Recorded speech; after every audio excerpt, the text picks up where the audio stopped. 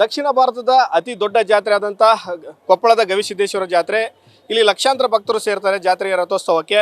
ಆ ಭದ್ರತೆ ಕೂಡ ಪ್ರಮುಖ ಅಂಶ ಆಗಿರುತ್ತೆ. ಈ ಬಗ್ಗೆ ಮಾತಾಡೋದಕ್ಕೆ ಕೊಪ್ಪಳ SP ಅವರೇ ಅರಸಿದ್ದಿ ಸರ್ ಇದ್ದಾರೆ. ಅವ್ರನ್ನೇ ಮಾತಾಡ್ಸ್ತಾ ಹೋಗೋಣ ಏನೆಲ್ಲ ಭದ್ರತೆಗೆ ವ್ಯವಸ್ಥೆ ಮಾಡ್ಕೊಂಡಿದ್ದಾರೆ ಅಂತ.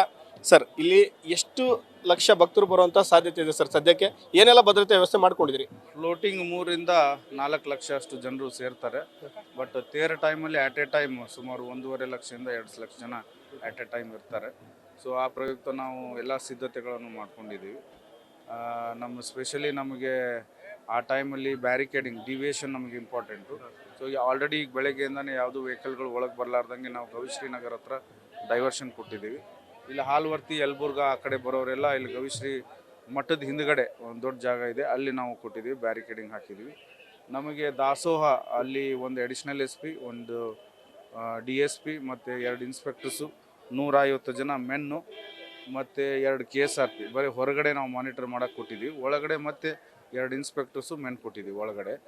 ಸೊ ಅದು ಅಲ್ಲದೆ ನಾವು 120 CC ಕ್ಯಾಮ್ರಾಸ್ಗಳು ಹಾಕ್ಕೊಂಡಿದ್ದೀವಿ, ವಾಚ್ ಟವರ್ಸ್ 10 ಹಾಕ್ಕೊಂಡಿದ್ದೀವಿ. ಸೊ ರೋಪ್ ಗೀಪ್ ಎಲ್ಲ ಅರೇಂಜ್ಮೆಂಟ್ಸ್ ಮಾಡ್ಕೊಂಡಿದ್ದೀವಿ.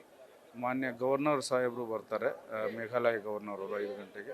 ಅವ್ರ ಕಾನ್ವಾಯ್ ಥ್ರೂ ಅವ್ರಿಗೆ ನಾವೆಲ್ಲ ಸಿದ್ಧತೆಗಳನ್ನು ಮಾಡ್ಕೊಂಡಿದ್ದೀವಿ ಸರ್. ಮತ್ತು VIP ಗಳು ಯಾರೆಲ್ಲ ಬರ್ತಾರೆ ಸರ್? ರಾಜಕೀಯ ಲೀಡರ್ಸ್ ಎಲ್ಲ ಯಾರು ಬೇರೆ? ನಮಗೆ TP ಈಗ ಬಂದಿರೋ ಪ್ರಕಾರ ಸನ್ಮಾನ್ಯ ಮೇಘಾಲಯ ಗವರ್ನರ್ ಸಾಹೇಬರು ಬರ್ತಾರೆ, ಹಾಗೂ V ಸೋಮಣ್ಣ ಸಾಹೇಬರು ಬರ್ತಾರೆ, ಹಾಗೂ ಬೊಮ್ಮಾಯಿ ಸಾಹೇಬರು ಬರ್ತಾರೆ. ಈ 3 ಜನದ TP ಬಂದಿದೆ.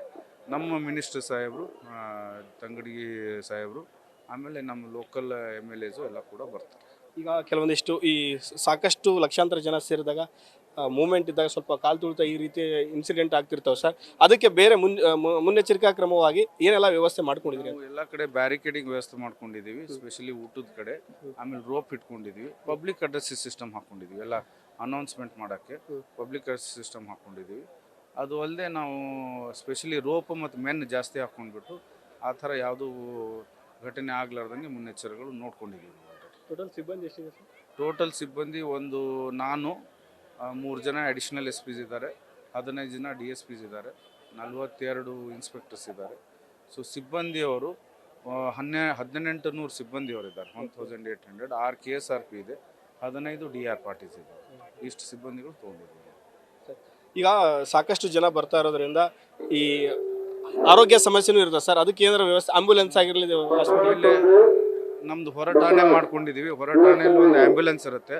ಅದು ಅಲ್ಲದೆ 2 ಫೈರ್ ಫೋರ್ಸಸ್ ತೇರು ಎಳೆಯೋ ಟೈಮಲ್ಲಿ, ಆಮೇಲೆ ಊಟದ ಕಡೆ ಒಂದು ಆ್ಯಂಬ್ಯುಲೆನ್ಸು, ಫೈರ್ ಫೋರ್ಸ್, ಇಷ್ಟು ನಾವು ಎಮರ್ಜೆನ್ಸಿಯಾಗಿ ಇಟ್ಕೊಂಡಿದ್ದೀವಿ. ಇದಿಷ್ಟು ಕೊಪ್ಪಳ SP ಆದಂಥ ಅರಸಿದ್ದಿ ಸರ್ ಅವರ ಮಾತು. ನಾವು ಯಾವುದೇ ರೀತಿ ಸಾಕಷ್ಟು ಸಂಖ್ಯೆಯಲ್ಲಿ ಲಕ್ಷಾಂತರ ಜನ ಸೇರೋದ್ರಿಂದ ಯಾವುದೇ ರೀತಿ ಅನಾಹುತ ಆಗದ ರೀತಿ ಸೂಕ್ತ ಬಂದೋಬಸ್ತನ್ನು ಮಾಡ್ಕೊಂಡಿದ್ದೀವಿ. ಸುಮಾರು 1800 ಸಿಬ್ಬಂದಿಗಳಿದ್ದಾರೆ. ಎಲ್ಲ ಕಡೆ ಊಟದ ವ್ಯವಸ್ಥೆ ಆಗಿರ್ಬೋದು, ಪಾರ್ಕಿಂಗ್ ಆಗಿರ್ಬೋದು, ಬೇರೆ ಬೇರೆ ಕಡೆ ಮೂವ್ಮೆಂಟ್ ಆಗಿರ್ಬೋದು. ಅಂದರೆ ಸಾಕಷ್ಟು ಪ್ರಮಾಣದಲ್ಲಿ ಜನ ಸೇರಿದಾಗ ಅಲ್ಲಿ ನೂಕಾಟ, ತಳ್ಳಾಟ, ಕಾಲ್ತುಳಿತ ಇಂಥವು ಪ್ರಕರಣ ಆಗಬಾರ್ದು ಅನ್ನೋ ದೃಷ್ಟಿಯಿಂದ ರೂಪ ವ್ಯವಸ್ಥೆಯನ್ನು ಮಾಡಿಕೊಂಡು ಎಲ್ಲ ರೀತಿಯಾದಂಥ ಮಾನಿಟರನ್ನು ಮಾಡ್ತೀವಿ. ಸುಸೂತ್ರವಾಗಿ ಜಾತ್ರೆ ನಡೆಸೋಕೆ ಎಲ್ಲ ರೀತಿಯ ತಯಾರಿಯನ್ನು ಮಾಡಿವಿ ಅನ್ನೋ ಮಾತನ್ನು ಹೇಳಿರುವಂಥದ್ದು. ಕ್ಯಾಮರಾ ಪರ್ಸನ್ ನಿಂಗಪ್ಪ ಜೊತೆ Mahadev, BG news first, Koppal.